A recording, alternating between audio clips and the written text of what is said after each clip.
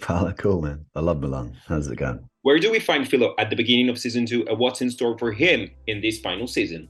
So Philo is now, stepped into he's basically on a journey to discover his fae and the dynamic that he has had with being raised as a human and in the world of man, and then recognizing who he is, who he truly is, and the both sides of his character. And what I love about the show, and what I've loved about playing Philo, is that life is never straightforward. And you show me a human, and I'll show you a cupboard full of a closet full of skeletons and kind of demons, and it was something that was so well drawn out in the show. It was something that was so well articulated, and in terms of the love story, which is messy and unclear and just heartbreaking and yet beautiful, and the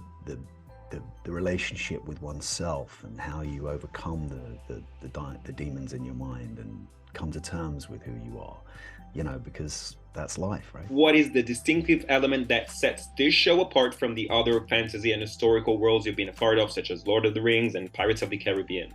I think, like, as a steampunk kind of, dystopian Victorian world, we've got like characters that, are like just from the imagination of the creator, and that we've just never seen, that you don't, and it's so unique in that way, but it's so grounded. It's so grounded in a real world sort of scenario, and the storylines that play out are so relatable to how we're living in the world. They're so relatable to, anyone who is, any kind of community or society that you see where they're just struggling with everything that's happening in the world, which we see play out. We get to do that through the lens of Carnival Row, and a fantasy story that I think is really unique and works well. Now, you're a father of two. Are you worried about the state of our world, which, much like the one we see on Carnival Row, struggles to deal with its own systemic injustice? Yeah, of course. Who isn't? I mean, it's, we are, I feel sometimes we're just so close. We're so close to, like, either the whole thing just slips off, or we pull together as a global community to understand how to operate. And it's I think every generation comes through and goes, well, are we the generation that just like pressed the wrong button? Yeah, blew it all up, or are we the generation that saved the planet? And I think it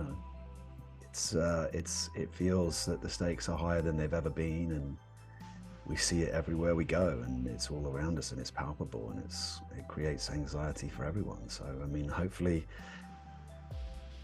something about Carnival Row is, you can see what's at stake in some ways, Philo fights the good fight and goes against his own self-interest. Now, do you think that it's up to us to stand beside the underprivileged and underrepresented communities? Of course, yeah.